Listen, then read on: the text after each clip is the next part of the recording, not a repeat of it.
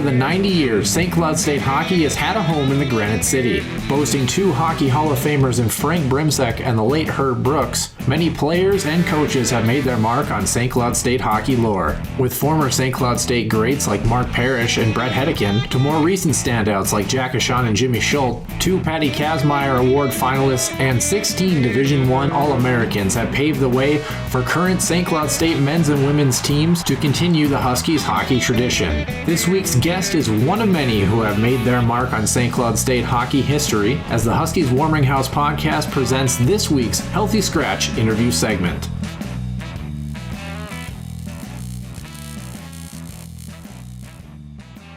And welcome to the Healthy Scratch interview segment here. I'm Nick Maxon. I'm not Noah Grant. Noah Grant is actually sitting right next to me here inside the studios here. And Noah, this week's guest, we both have had multiple interactions with a very good guy.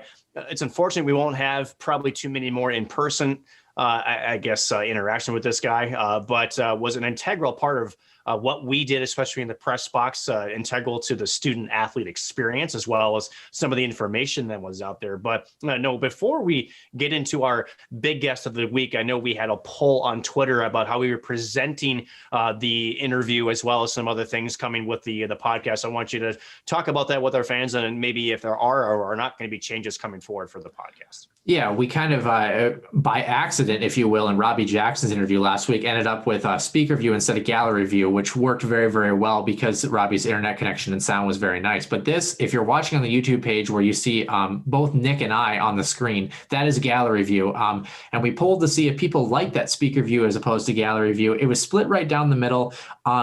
We decided to stick with gallery view for the specific reason that, as you'll hear in Tom Nelson's interview, some people have a little bit quieter audio or don't have the best audio sometimes. So it just makes it easier for us to be able, for all of you to see all of us and be able to see it cleanly, instead of having some weird moments where if, a guest is talking, you see Nick or I on the screen. So we're going to keep it into gallery view. We might revisit it at a later date, but we do appreciate all of those that did take time in the poll to help us out there. As I did mention as well, with Tom's interview coming up here, the interview, because of the room that he was in, the acoustics are a little bit tinny or a little bit metallic. So I would recommend, if you normally listen to our episodes with headphones, especially in the ear headphones, I would recommend listening to it through the speaker on your phone or device or vehicle this week. Audio wasn't terrible, but I just think it might be a little bit easier on the ears if you listen to it in that fashion. But with that being said, Nick,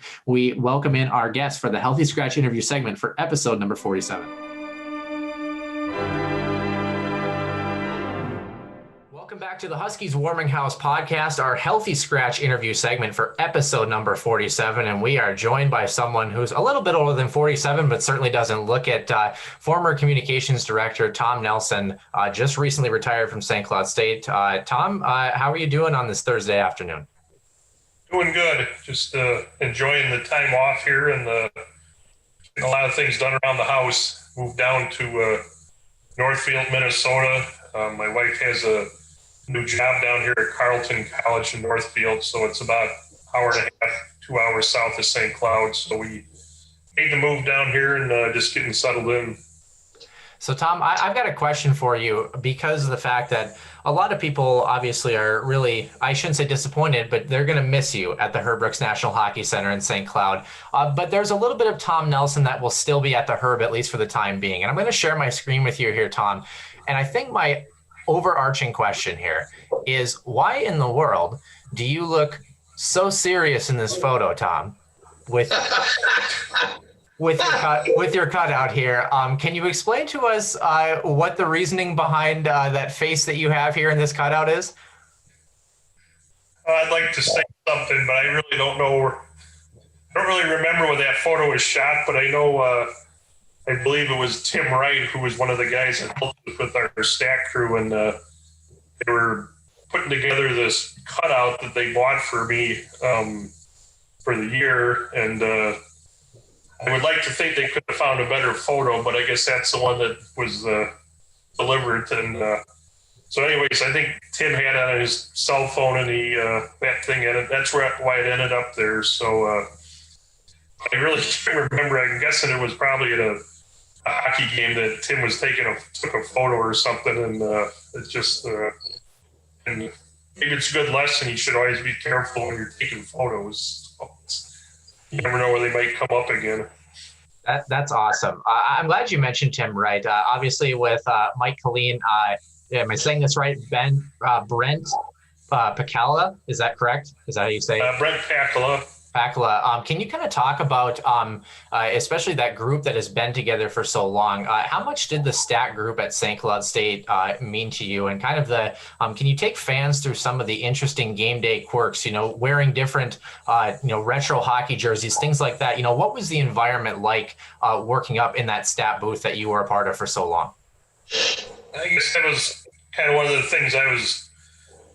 A few things I'm proud of was the fact that we had this, group of guys up there with the stat crew that, really became good friends over the years. I think Mike Colleen and Brent Pacala, Nick Rasmussen, they've really been been doing that with me since probably about 2000 or 2001, that season that a lot of those guys started up then, and they've been helping out ever since. Great group of guys. And then Tim Wright, a few years ago, he started helping us out too. And they do a great job. I still contend they're probably one of the better stat crews in the country for college hockey. That's just my unbiased opinion, or maybe biased opinion, but they do a fantastic job. And it's been not only that, they're just good friends over the years. You work every weekend up there with those guys, and a lot of great jokes, kidding around up there. Appreciate the sort of vintage hockey jerseys that they wear, just kind of add to the atmosphere up there. Nick Rasmussen's always good to bring a few things like hot dish or a stew that he whips up and, feed us a little bit. Just get a chance. Never bring something to the table up there, but the bottom line is we had a really good time, and I think that was something that, again, over the years, I'll miss that a lot. Having that outlet every weekend to tell a few stories and hear a few jokes up there, and they kept things light, which was great because you kind of need that in that sort of business, and didn't take ourselves too seriously, but. I think one thing we did take seriously was getting the job done, and that was what they did every weekend. And, like I said, it was just a great group of guys. And, again, I'll miss those, that group. And, hopefully the other coaches, media, people that would come in, I think they would see that and see the excellence that they performed every week. And hopefully they appreciated that too. Tom, it's good to see you, my friend. I've known you a long time and did obviously a lot of your games without seeing you this year in Omaha. And I can attest, Noah, to what Tom's saying. It was always fun. You knew it was a good time when you walked down press row and you had to, shimmy your way through there and all those things. But you felt like you were in the rink, and it felt like home, and it felt comfortable. Tom, for the people watching this, you started at St. Cloud in '96. Two-part question. Did you know where St. Cloud was? And what do you remember about your first year when you started there with the Huskies in their program? I'll go back a few more years. I grew up down in the Chicago area and right. Suburbs, and graduated from North Central College out in Naperville, Illinois, and worked for a couple of years with the community newspaper down there, the Naperville Sun, and then got into the sports information business in 1986 at Aurora University, which was a Division III school in Aurora, Illinois. I'm better known for Wayne's World, but again, it was pissed me off because it was like there's no palm trees in Aurora, Illinois, which when you see the movie, there's palm trees, that sort of thing. But anyways, I was there for 6 years, working as sports information at Aurora University. And then one weekend, my wife and I drove up to Minneapolis to visit my brother, who was living up there at the time. And there was a ad in the newspaper in the Star Tribune for a job at St. John's University. saw the job. It had something was similar to what I was doing, and I talked about it a little bit. We decided to send my resume up there, and to be honest, I didn't really ever. I heard about St. Cloud, but I didn't really know where it was at, so to speak. And next thing I know, about 2 months later, I'm moving from Chicago to St. Cloud, Minnesota, and as far as people said, like, I was in Canada and things like that, and the next thing we know, we're living in St. Cloud, which moving from Chicago, there was a little bit of a culture change, but used to it and enjoyed it. And we were there I was at St. John's for 4 years. And then there was a job opening at St. Cloud State. They created a new assistant position at St. Cloud State under Annie Beck, who had been there she was a sports information director at St. Cloud for many years. And I went over there to be her assistant, and that was in 1996, and here it is, 2021. Just finished up my career at St. Cloud State, so it was a nice run. And then for the first about 4 years that I was at St. Cloud State, I worked with their basketball and hockey teams, and then in 2001, I shifted over to the working with men's hockey, and then I stayed with that from the 2001 season up through the present now. That's awesome. And, for those that don't know, I mean, the jobs that you guys do, you're literally 24/7. You're dealing with, media, whatever. If there's bad news, unfortunately, you got to deal with that. Just shed a little light for those that don't know fully exactly what you guys do, you men and women that work as sports information directors, because you and I've worked enough, and I mean this. You guys are really our lifeline to the coaches and the players. And without you guys, we can't do what we do to the level we do it. So kind of tell the people out there that may not completely understand what it is that you did for so many years, and you did it damn well too. Well, I guess I give you a little history lesson and also just day-to-day operations. But originally the position kind of evolved where you're I guess it's still to this day, you're still doing stats at every game. Just, stats, record keeping, keeping team records and that sort of thing. Still an important part of the job. When I got into the business, back in 1986, we were using typewriters and ditto machines. They still got, surprised my fingers are still not purple from the ditto machines over the years that we used to use. And then it kind of evolved into the whole, computers started coming into play, desktop publishing, computerized stats, and that sort of thing. So that kind of evolved, but again, it was always kind of the basis with stats and everything. And then, back in the old days, it was maybe, once a week you'd type up a press release. We'd actually put them in the mail. That's all that. And at one point, at the school I worked at, they had one fax machine on campus, and that was in the library. So doing the fax machine was kind of a rarity at that point. And now you barely even use a fax machine anymore. But and typically after the end of the game, your job was to get on the phone and call a list of about maybe 5 to 10 numbers at newspapers, radio stations, TV stations, to give them a score update or a game report, to get it in the newspaper the next day or to get it on the radio or television.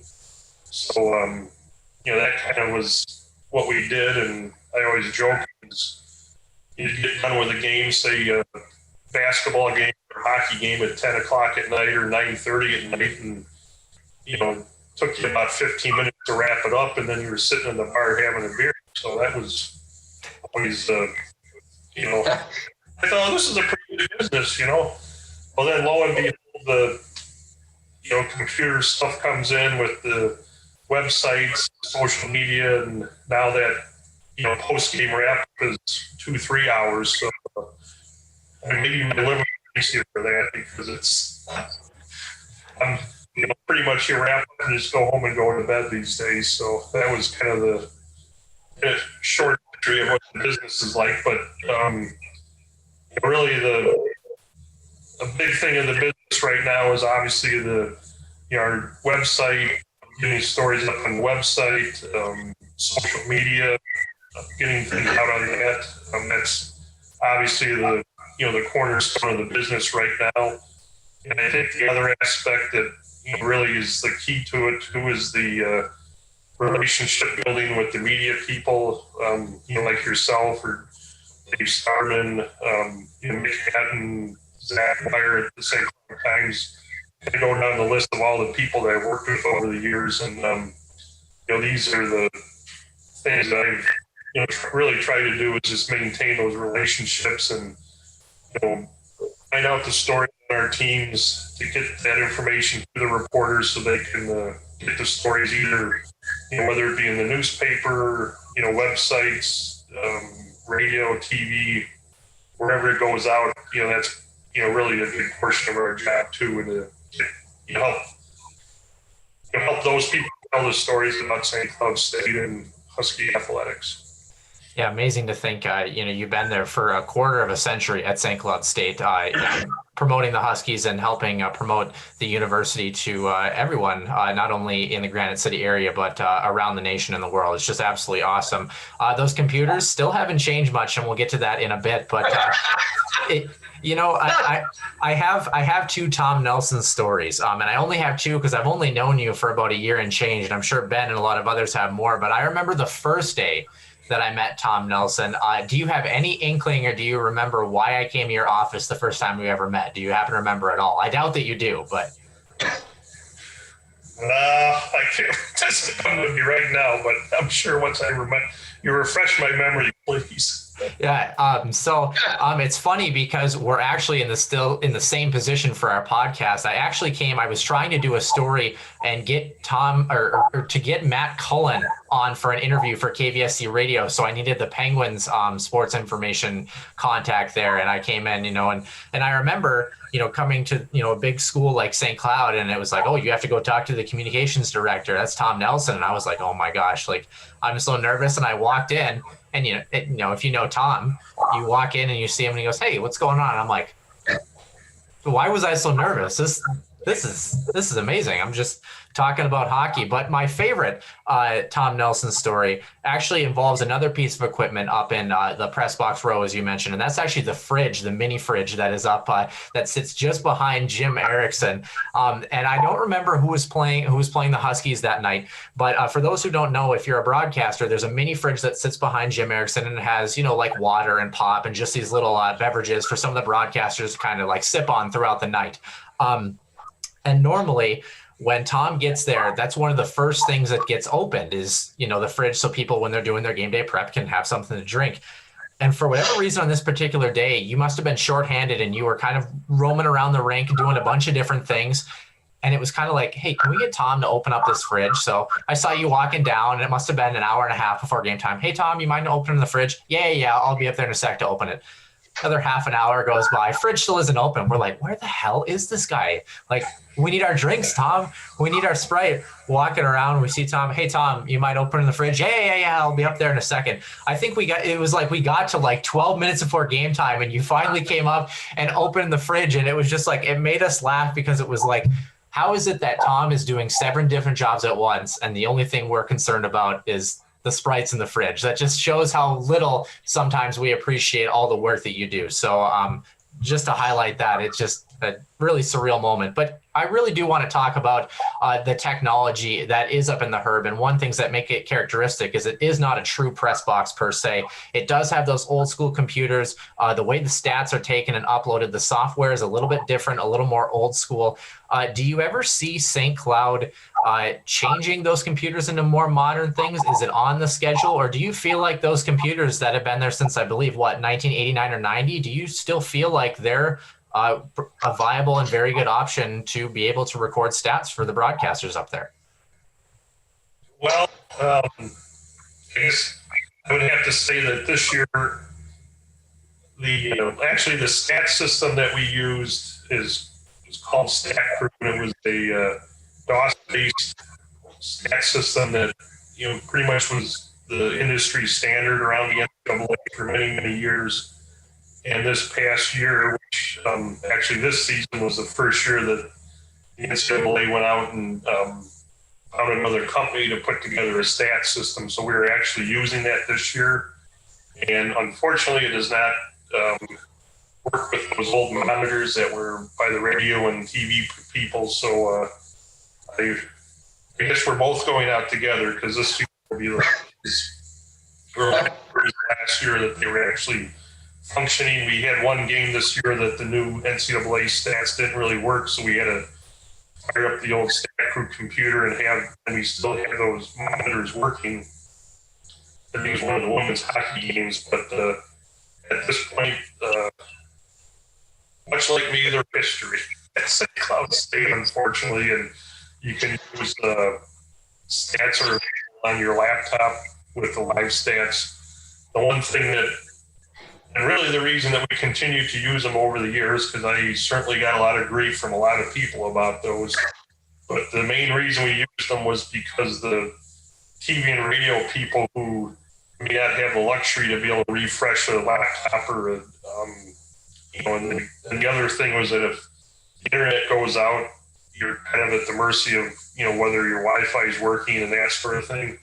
So the biggest thing was that those monitors that you saw were basically connected directly to the stat computer. So this, there's almost instant, stats whenever that information was entered into the computer would appear on that screen. And it was also I don't know about you, Ben, but I know the radio guys liked it because it was all the information was right on one screen. You didn't have to scroll up and down, and it was very basic information. It had everything everybody needed, and the biggest thing was, it would show some who scored, assists, penalties, times. So everything was there. So it was essentially that was the reason why we continued to use it, and it got to the point where I took a little bit of pride, or I kind of enjoyed it because everybody all worked up about how old-fashioned they were, and I would just say, well, Jesus Christ, I'm old too, but I keep working. You don't get rid of me, do you? So that's how it's kind of one of those things. So, well, Tom, I'll answer that. I liked it because it was one less thing I had to worry about. And it reminded me of NHL 94, man. It just had what you need. And you always gave us a good stat guy, or gave me a good stat guy. And it was, loved it, man. It was old school, and I'm an old school guy, and I always appreciated him. So for whatever that's worth. Well, and I also enjoyed it because it was one of those things where I think I was about the only person left around there that actually knew how to hook them up and do everything. So it was job security, number one, and number two was just kind of I enjoy kind of taking old things and getting them, polished up and getting them looking good again. So every year when I come back in at the start of the season, and when that whole system continued to work every year, I just it made me feel good in many ways. So. Yeah. So Noah shared when he first met you. Do you remember the first time you and I met?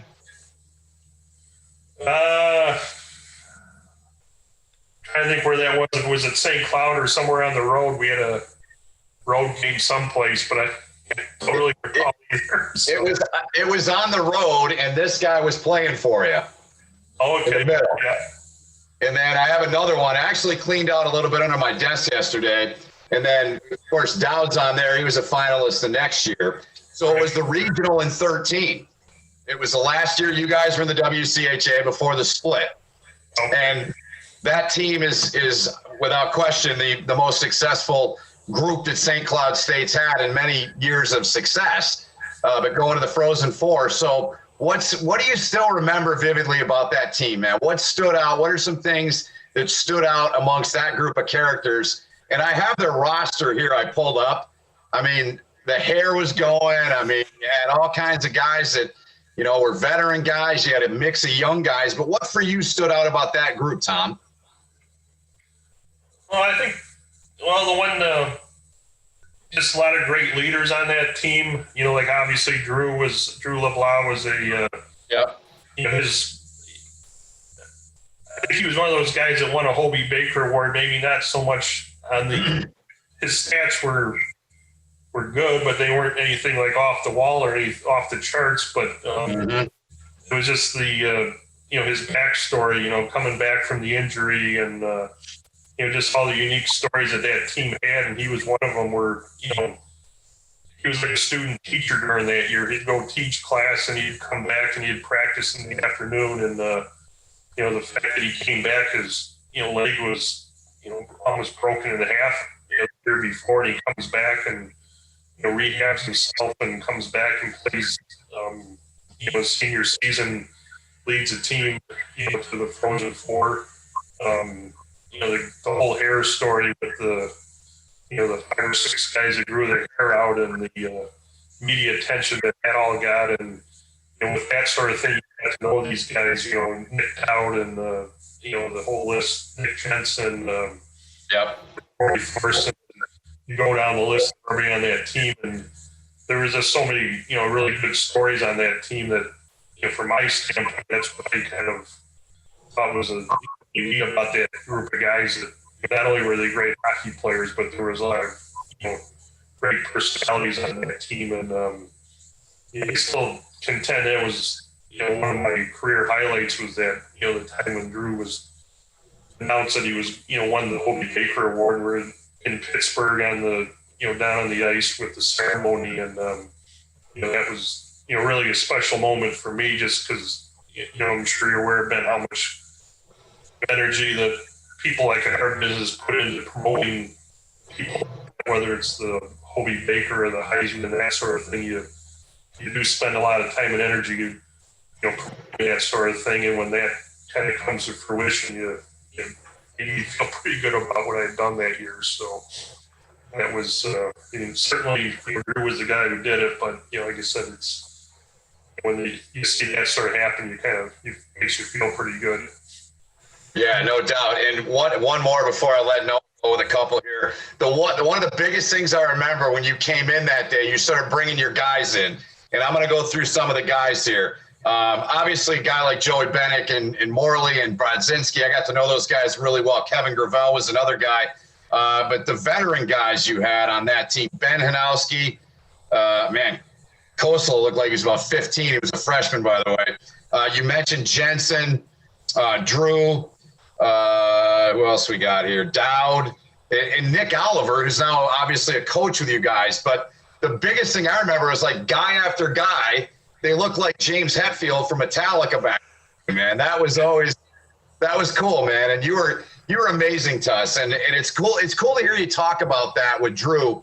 And I know it means a lot to you, and it's hard for it not to.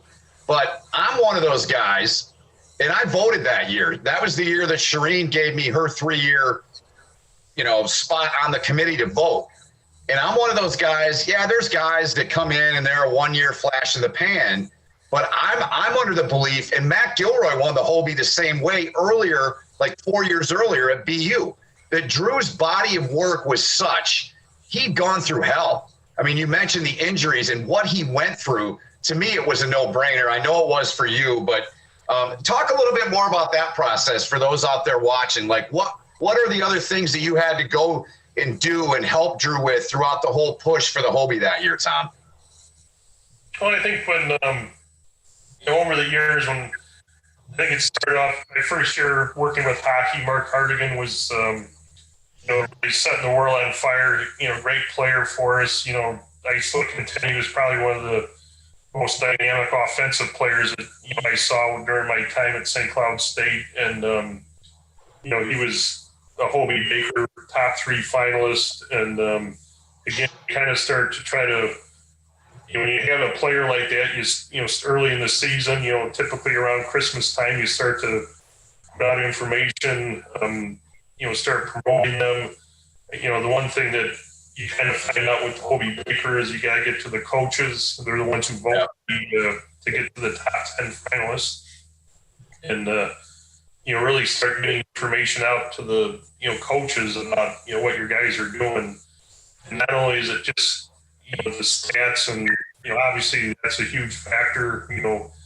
When a guy has a great game or is putting up some good numbers, you want to get that information out, but also you get out the information about what the person's doing as a student athlete.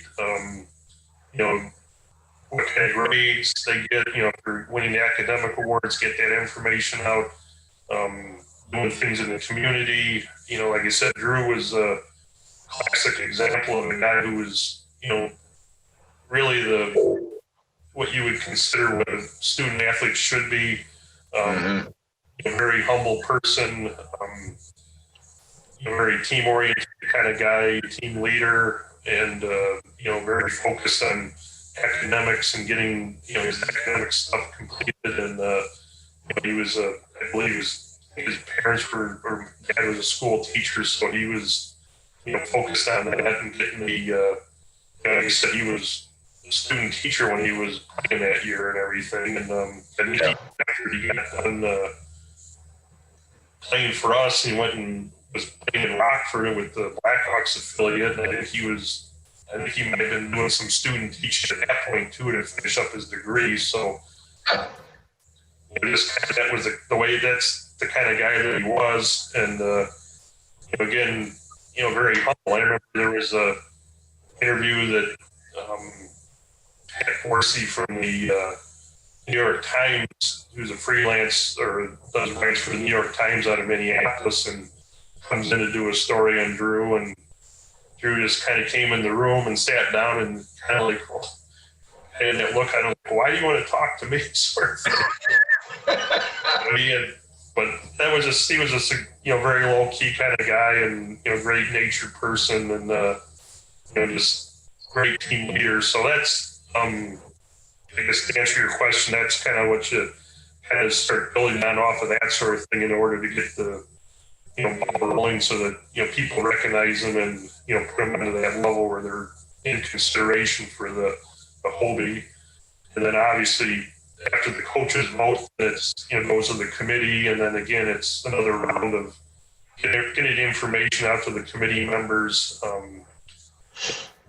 Hobie Baker committees, or the people there, are usually pretty good enough to supply us with the names and contacts of the people on the committee, so you can get the information to the voters on the committee. And that's another area where, again, it's just keep getting that story out there about your candidate. And that's something that, again, over the years I was took pride in that, considering that we had the one Drew won it, and we had Nick Dowd was a top 3 finalist, and Mark Hardigan and Jimmy Schultz, they were all top 3 finalists, and also a number of other guys are top 10 finalists, which is always a nice accolade for the team. And just one of those things that over the years I took pride in that aspect too, just getting information out about those guys and helping them achieve those awards and recognition.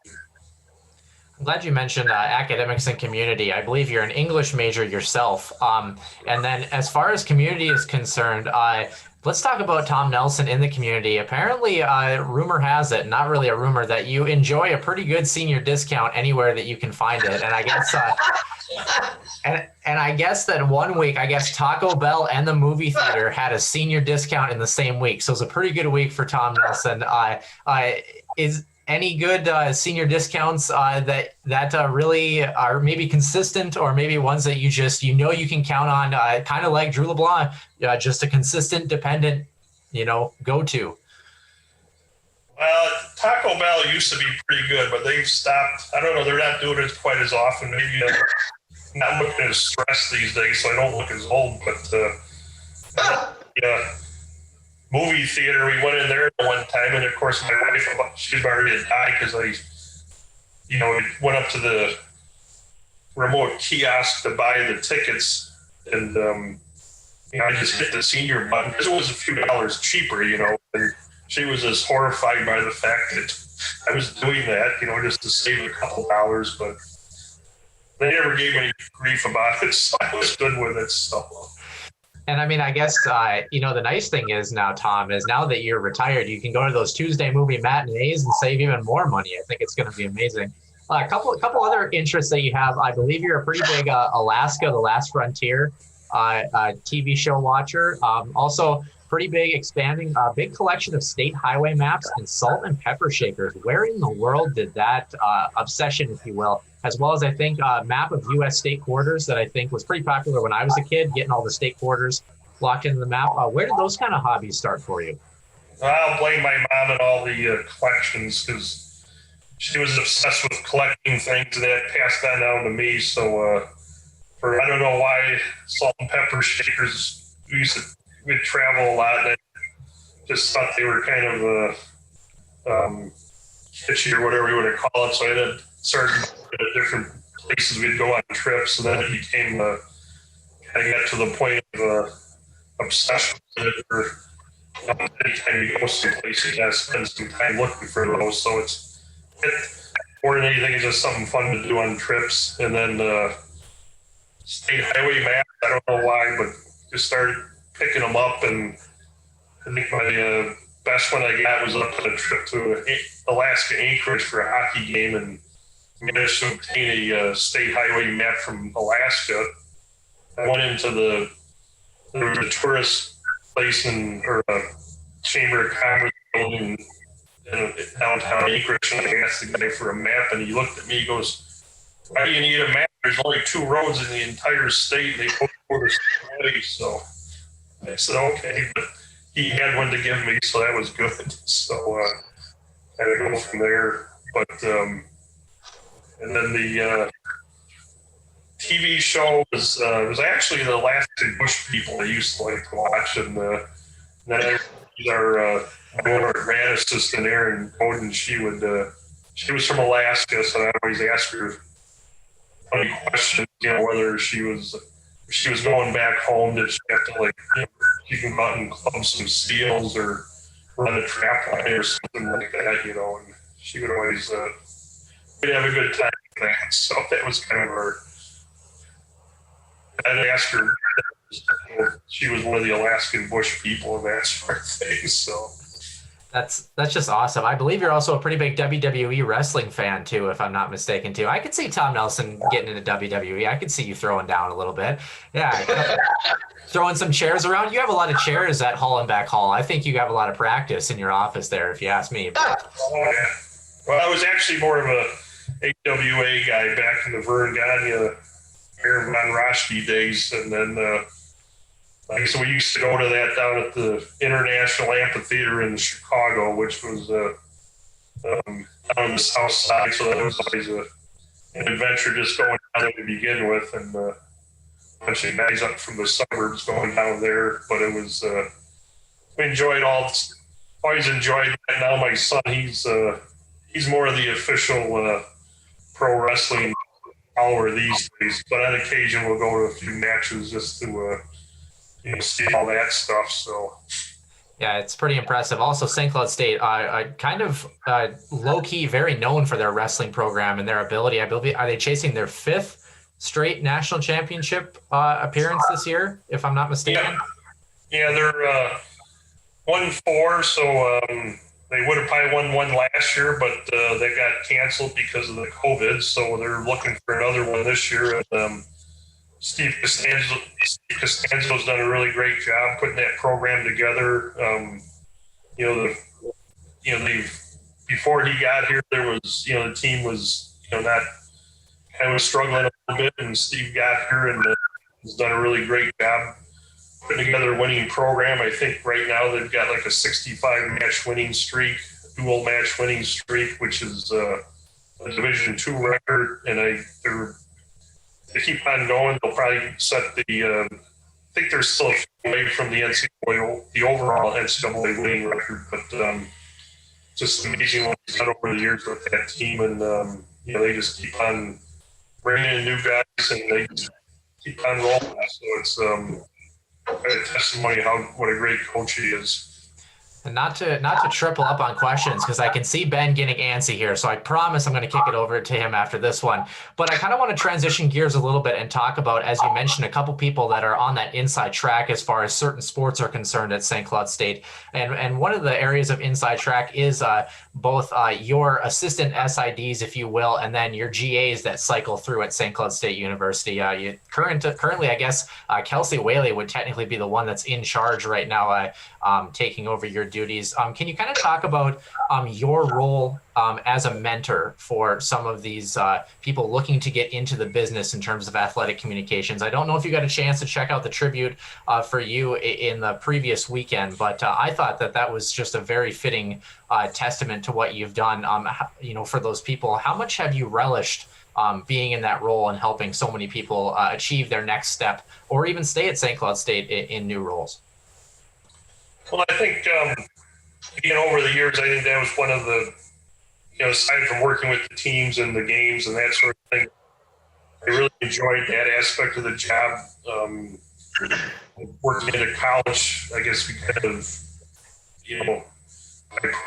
I'm not a professor or anything like that, but like I said, I'm hoping that, some of the things that we did in our office, help prepare these people for their careers and, professions. And that was something that I really enjoyed, was getting a chance to work with our grad assistants and then this past years with after I became the director, and that was in 2015, and a couple people that we had in as assistant directors, he enjoyed that role as kind of helping them, progress in their careers and, impart some of the knowledge onto them. But really, it was over the years with the grad assistants that we had in our office, ever since I started there in '96, and even back when I was at St. John's, had a chance to have some student workers there over the years.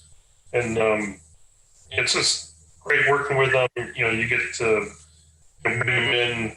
They're just learning the business. They have an interest in doing sports information. And having them get the chance to work with them.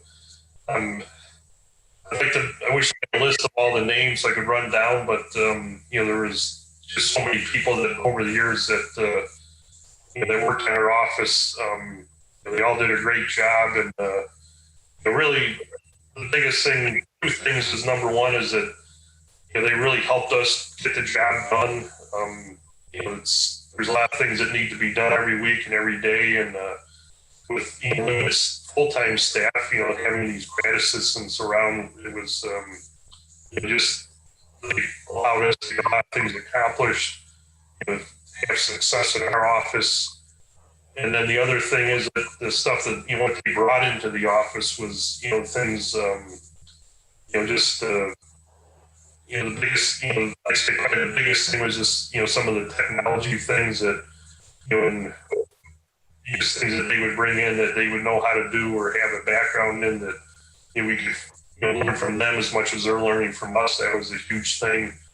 And then the biggest thing was just the friendships and the relationships that we built over the years.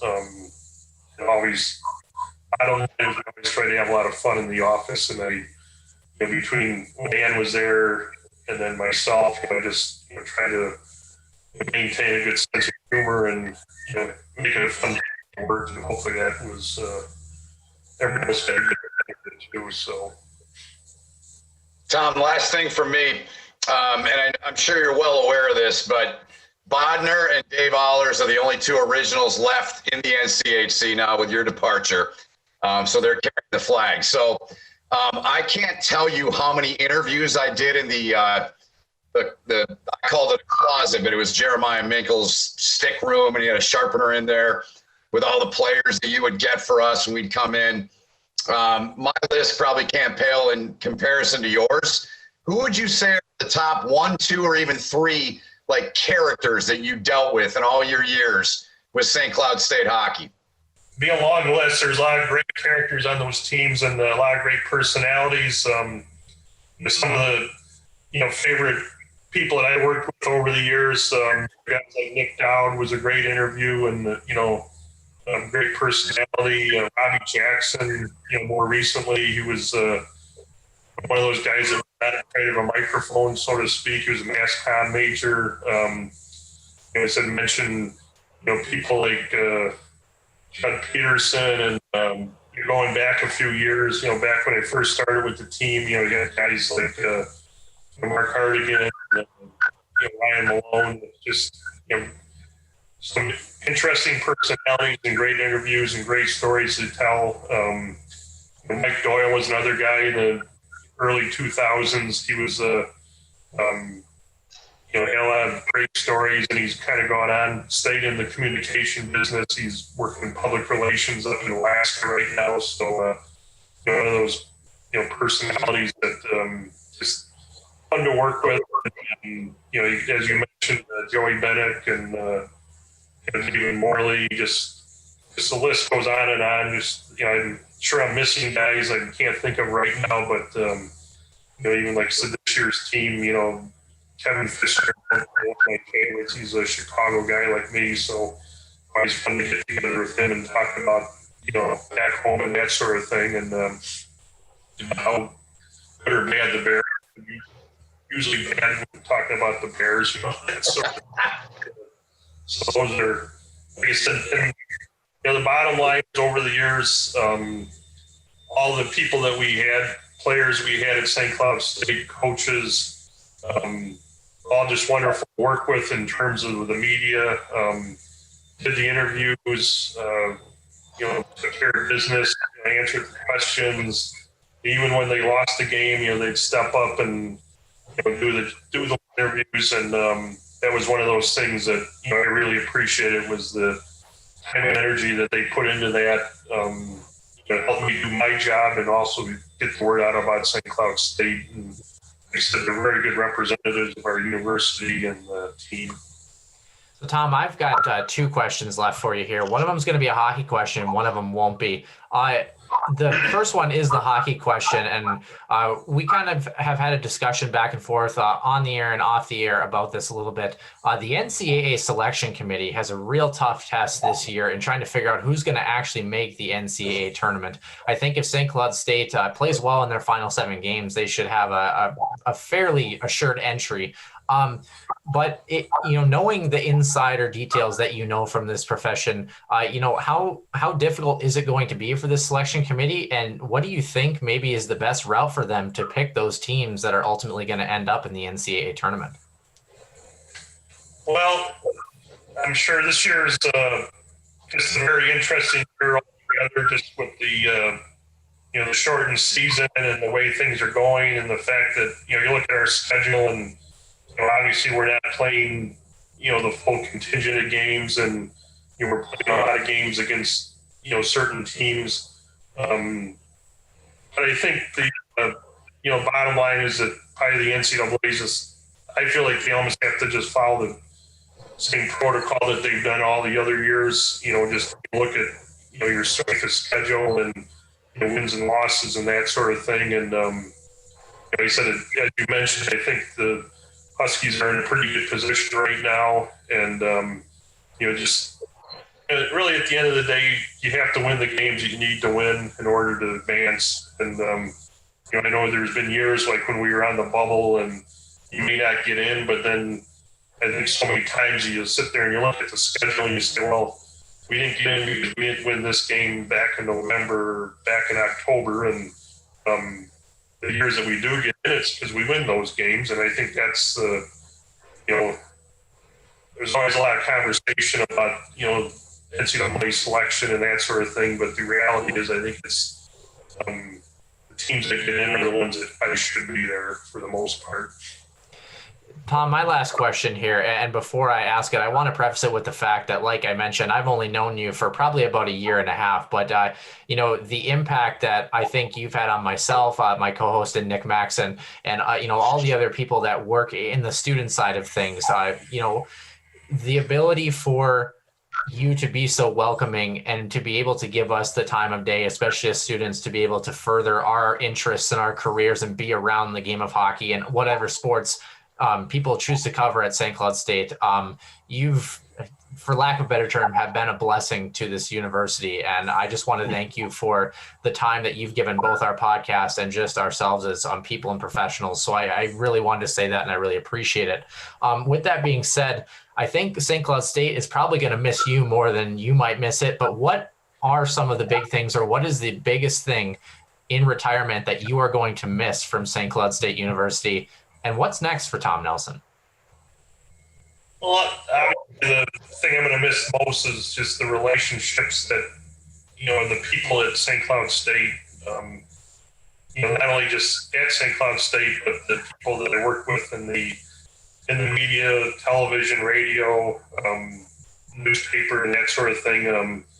Developed a lot of great friendships over the years with, obviously, Dave and Ben and, Pete McHatton, Jim Erickson, just go down, Dave Reichel, just go down the list over the years, and they're, the staff group people and the coaching staff at St. Cloud State, excellent group of people, and miss those guys and the student athletes, that you've gotten over the years. So that's obviously going to be the number one thing I'm going to miss. Like I said, it's last few weekends I haven't been covering hockey teams, and I think it was last Friday or Saturday. I'm like, getting into panic mode because I hadn't got my life shirt done yet. I realized what I have to do. Sucks. But I got over the years, I've had that dream so many times in the middle of the night. It's 5 minutes before games are going to start, and I haven't got a line chart put together yet. And you wake up and you realize, well, I'm just having a dream or a nightmare, if you want to call it. So, like I said, this past weekend, I was kind of like, I might have been on a Friday or Saturday. I was just like, I think I should have this done, but then I realized, well, I don't have to worry about that anymore. So, I guess, as I look ahead to, down the road here, like I said, my wife is working down here at Carleton College, and so probably in the next few weeks or month or so, I'll be just trying to get stuff done around the house here, getting it back in order here, and then after that, I would consider looking to see if there's other positions. I don't know if I'd be getting so much into the sports information side of things, but something in the communications field that would use my talents, and just see what's out there right now. Not super anxious or chopping like I have to get something tomorrow, but eventually like to get back into some line of communication work. Like I said, something that would use my talents that I've developed over the years, and like I said, hopefully that'll something will be out there for me. And then in addition, just have an opportunity to just do some things, enjoy the weekends and evenings and that sort of thing. I will say that over the years, my number one thank you has to go to my wife. As we know, this working in athletics can be kind of a tough position for spouses because of the fact that you're gone on evenings and weekends and working a lot of time and energy put into covering teams and that sort of thing. And wives or husbands that are not in the doing it, they're the kind of ones that have to carry the load sometimes. So it's I'd like to thank her over the years, allowed me to have done what I did over these last, I guess, close to 30 or over 30 years of working in the sports information business. So like I said, that's my number one thank you goes to my wife, Colleen. That's awesome, Tom. And you're right, man. For those that don't know, and there might be some young folks out there, I tell people all the time, Tom, you better be ready to work weekends, nights, holidays. And if you can't, you're in the wrong business. So that's awesome. I have a lot of respect for your wife, and I think I might have met her once, but it's a great shout out. I just want to say thanks for all the years that when we did cross paths, you never said no to us once, at least that I knew of. And you were just always great to us. You were very welcoming. We wanted this guy or that guy or whoever it was. you're going to be missed, and I'll miss seeing you in the rink. So thanks for everything you did for me over the years. It was always a pleasure to cover your teams and deal with your players. And I mean that from the bottom of my heart. So respect to you, my friend. Thanks for doing this, and thanks for everything. No, thanks a lot, Ben. Appreciate everything you've done over the years. And like I said, I always would tell the players a lot of times, I said, it's, do these interviews because and enjoy doing them, because in a few years after you get done playing hockey, nobody really wants to hear what you say that much, So That's right. You're right. That's why we're here.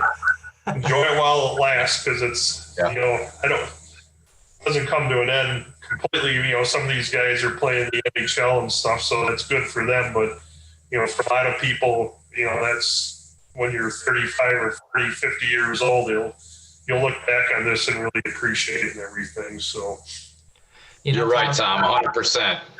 Tom, I mean, we could really use a stats guy or a PR guy if you're looking to not get paid to do some great work. He doesn't need you to kick his tires. We need a sponsor. Yeah, that's true. I'll find something here. So.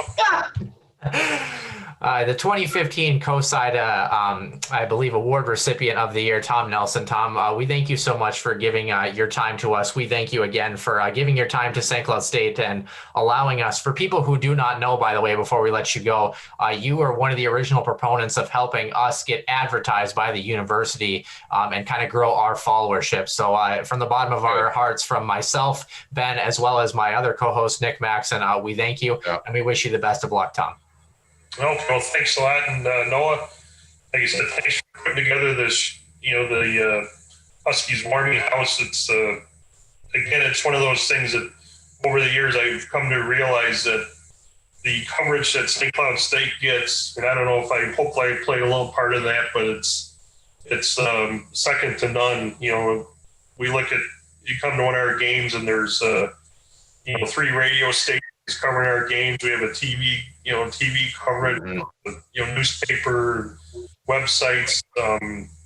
We truly get a great deal of coverage. I go to other places around the country and I can, I ask them how many people are going to be here media-wise, and they say maybe 1 or 2, and I'm like shaking my head and I go, I realize what we have is great, and it's thanks in part to you guys like you and Ben that do your jobs and cover us, because it's just one of those things. I can't thank you guys enough for what you do for us and helping us tell our story and get that word out there. It's like I said, over the years, like I said, it's amazing what you do. And like I said, I thank you and Nick for putting together this show, because it's really just one of those. It's a unique thing that we have here at St. Cloud State, and like you said, with the student media coverage that we get, it's really second to none. And I hope the university continues with it. And I think it's a feather in the cap for not only St. Cloud State but the community. Well, we thank you for giving us a chance. But at the risk of this being a Minnesota goodbye, we will let you go, Tom. Best of luck in the future. Cheers, Tom. Thanks a lot. See ya. Appreciate everything. No problem. See you, my friend. If you're looking for more Huskies Warming House podcast content, there's a place for that. Visit us at huskieswarminghousepodcast.com and follow our Twitter page @WarmingHouseDen for the latest news, notes, updates, prizes, and more. Don't forget you can find us on Podbean, Apple Podcast, TuneIn, Spotify, and more. We also are on Google Podcast and would love to hear your feedback on the show. Drop us a line at huskieswarminghousepodcast@outlook.com or leave us feedback in the feedback section of the Huskies Warming House podcast website. And finally, if you know any Huskies hockey alumni who would love to be on the show, let us know and we just might make it happen. Always a pleasure to sit down and talk with Tom Nelson. Again, Noah, you and Ben had the pleasure of speaking with him. I know Tom, and my interaction with him, he was kind of a straight shooting guy, kind of quiet, but there were times when he chose to pick out a perfect joke. It seemed he was always great. And I think what often goes a kind of a miss with somebody in his position, just how much work that goes into his position, and just how many people go to you for interview requests to get out line charts, to get out, the weekly statistical updates for each squad. There's so much work that goes on behind the scenes for what Tom Nelson did. And he was always available for us if we needed anything. He was always ready to work with the student athletes. And we heard a little bit about that with Robbie last week in our Healthy Scratch, but certainly going to be a figure missed in the press box. And I'm going to miss his interactions between myself and the hockey teammates, especially for them. And we do wish him and his wife, who have recently moved to Northfield, a little bit south of where I'm sitting here in the south part of the Twin Cities, wish them the best of luck in their lives moving forward. But great guy. And again, just was very, very fortunate to be able to work with him for the last couple of years. Yeah, and one of those people that still can serve as a resource for us, if need be. He's just very good at connecting us to the right people, and always been, like you mentioned, that dry, witty humor that has been accustomed to Tom Nelson. He's kind of, I don't know if you want to say the dad in the room, but he kind of has that father-like figure, I think, for a lot of people that have come through St. Cloud State University. Speaking of people who maybe need a father figure because of how young they are, we do have tentatively upcoming guests, hopefully for this next week. The Flying Finns, Jami Kranila and Vieti Miettinen, hopefully join us this week, so we'll have them on. Don't forget, men's hockey is back in action this weekend against the Western Michigan Broncos. Women's hockey faces the Mankato State Mavericks. Both of those, I believe, at home at the Herbrooks National Hockey Center. We'll have previews and recaps for both of the men's games. Don't forget, Sunrise View News and Notes for episode 48 on Sunday, and then hopefully our Healthy Scratch interview on Tuesday. We thank you for joining us for another week in the den, and we hope to see you back next time.